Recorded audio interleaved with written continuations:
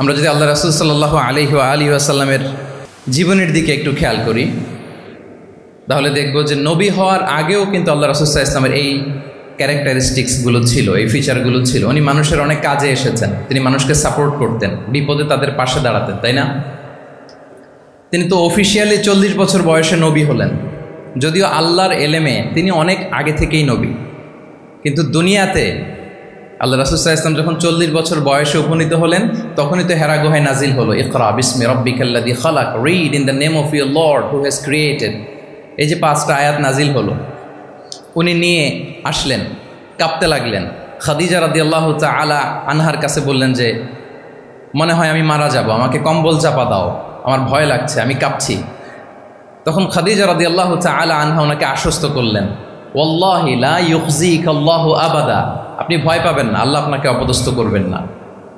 ইন্নাকা লা তাসিলুর রাহিমা ওয়া তাসদুকুল হাদিসা, নিশ্চয় আপনি আত্মীয়তার সম্পর্ককে বজায় রাখেন, আপনি সবসময় সত্য কথা বলেন। ওয়া তাহমিলুল কাল্লা, আপনি মানুষের বোঝা বয়ে দেন। ওয়া তাকসিবুল মা'দুমা, যার উপার্জন করার কোনো সক্ষমতা নেই তার জন্য আপনি উপার্জন করেন, তাকে আপনি ফিনান্সিয়াল সাপোর্ট করেন। ওয়া তাকরিউদ দাইফা, আপনি মেহমানকে খাওয়ান। ওয়া তুঈনু আলা নাওয়াইবিল হক, সত্য যেখানে বিপন্ন সেখানে আপনি সত্যের বীর সেনানী হয়ে দাঁড়িয়ে যান। তো এই ফিচার যাদের মধ্যে থাকে এমন ব্যক্তিত্বকে আল্লাহ তাআলা কখনোই অপমান করতে পারেন না। আপনি চিন্তিত হবেন না, ডোন্ট ওয়ারি অ্যাবাউট ইট, কোনো ভয় নাই, কোনো চিন্তা নাই, আপনি আশ্বস্ত হন। তাহলে দেখেন এই যে 6টা গুণের কথা খাদিজা রাদিয়াল্লাহু তাআলা আনহা বললেন, এগুলো কিন্তু রাসূল সাল্লাল্লাহু আলাইহি ওয়াসাল্লাম নবী হওয়ার আগের গুণ। অর্থাৎ 40 বছর বয়সে তিনি উপনীত হওয়ার আগেই ওনার এই অভ্যেস ছিল যে উনি অন্যের বোঝা বইয়ে দিতে হেল্প করতেন, মানুষকে সাপোর্ট করতেন। যার উপার্জন করার সুযোগ নাই, ক্ষমতা নাই, তাকে তিনি উপার্জন করে দিতেন, মানে তাকে ফিনান্সিয়ালি সাপোর্ট করতেন, মেহমান খাওয়াতেন। তার মানে নবী হওয়ার আগেই উনি জনকল্যাণমূলক কাজে নিজেকে সম্পৃক্ত রেখেছেন। মানুষকে তিনি সাপোর্ট করতেন, মানুষকে হেল্প করতেন, উনি মানুষের কাজে লাগতেন। আর যে মানুষের কাজে লাগে, মানুষের উপকারে আসে, জনকল্যাণমূলক কাজে নিজেকে সম্পৃক্ত রাখে, বাই ডিফল্ট সে নেতা, বাই ডিফল্ট সে কি নেতা হয়ে যায়। তাহলে to serve before to lead, নেতৃত্ব এটা আসলে পজিশনের সাথে সম্পৃক্ত না, ইটস অল অ্যাবাউট ইনফ্লুয়েন্স। আপনার বাবা নেতা ছিল, আপনি ছেলে, তো আপনি নেতা, এটাকে নেতৃত্ব বলে না। আপনি যদি মানুষকে প্রভাবিত করবার ক্ষমতা হাসিল করেন, মানুষের কাজে আসেন, আপনাকে যদি সমাজে কাজে লাগে, আপনি মানুষকে সাপোর্ট করেন, তখন আপনি নেতা হয়ে ওঠেন। তাহলে রাসূল সাল্লাল্লাহু আলাইহি ওয়াসাল্লামের লিডারশিপটা যদি বুঝতে হয়, প্রথম কথা হচ্ছে ওনার লিডারশিপের প্যাটার্নটা ছিল সার্ভেন্ট লিডারশিপ, মানে সার্ভিস দেওয়ার মধ্য দিয়ে উনি নেতা বনে গেছেন। নবী হওয়ার আগেই ওনার মধ্যে এই ট্রেড ছিল, উনি মানুষকে সার্ভিস দিতেন।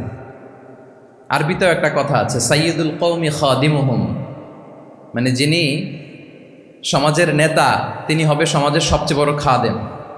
যিনি নেতা হবেন তিনি সমাজের সবচেয়ে বড় কি হবেন? খাদেম হবেন। তাহলে রাসূলুল্লাহ সাল্লাল্লাহু আলাইহি ওয়াসাল্লামের লিডারশিপটা ছিল সার্ভেন্ট লিডারশিপ। আমি টোটাল যদি সময় আমাকে পারমিট করে, বসার যে সিটিং ক্যাপাসিটি তার চেয়ে শ্রোতা মাশাআল্লাহ অনেক বেশি, সাফোকেটিংয়ে হচ্ছে। যদি আপনারা অধৈর্য না হয়ে যান, মোট 12টা পয়েন্ট আলোচনা করবার চেষ্টা করবো ইনশাআল্লাহ। তাহলে প্রথম পয়েন্টটা হচ্ছে, আমি আবার মাঝে মাঝে একটু জিজ্ঞেস করব, দেখবো যে আছেন কিনা আমার সাথে। প্রথম পয়েন্টটা হচ্ছে, প্রথম পয়েন্টটা কি? এই তো বলতে পারছে একজন, সবাই বলি প্রথম পয়েন্টটা কি? সার্ভেন্ট লিডারশিপ, মানে to serve before to lead. নেতা হওয়ার আগে খাদেম হইতে হবে। কি হইতে হবে? খাদেম হইতে পারলে আপনি বাই ডিফল্ট কি নেতা। তাহলে আল্লাহ রাসূল সাল্লাল্লাহু আলাইহি ওয়াসাল্লামের নেতৃত্বের প্রথম কথা হচ্ছে ওনার লিডারশিপ প্যাটার্নটা ছিল সার্ভেন্ট লিডারশিপ, এটা হচ্ছে নাম্বার 1। 2 নম্বর কথা হচ্ছে নেতৃত্বের জন্য যেটা লাগে সেটা হচ্ছে কম্পিটেন্স। কিছু কম্পিটেন্স লাগে, এর মধ্যে অন্যতম কম্পিটেন্স হচ্ছে অ্যালোকুয়েন্স, বাগ্মিতা, বক্তব্যের পারঙ্গমতা, এটা লাগে। মানে যিনি নেতা হবেন তিনি কথা বলতে জানতে হবে, কথা বলতে পারতে হবে। এবার বলেন তো আল্লাহ রাসূল সাল্লাল্লাহু আলাইহি ওয়াসাল্লামের এই কোয়ালিটিটা ছিল কি ছিল না? অসাধারণ কমিউনিকেশন স্কিল ছিল আল্লাহ রাসূল সাল্লাল্লাহু আলাইহি ওয়াসাল্লামের।